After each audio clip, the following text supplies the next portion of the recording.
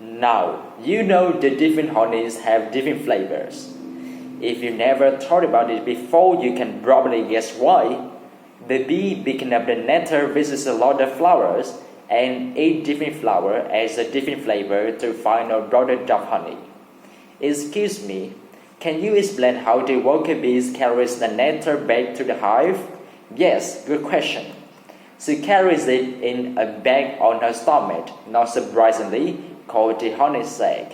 When this bag is full, she returns to the hive with all the nectar. Now, let's talk about structure of the hive.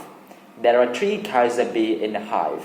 The female worker bees that we talk about, then the male bee called drones, and then the queen.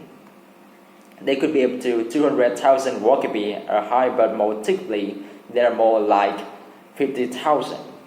Then there are only a few hundred drones. Finally, is only 100 queen per hive. How many worker bees did you say? There can be as many as 200,000, but there are more likely around 50,000. Okay? Next, let's talk about communication among bees. It turns out the bees can communicate to some extent.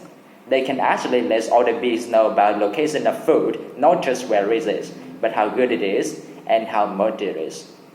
The bees do kind of dance, moving around in the air.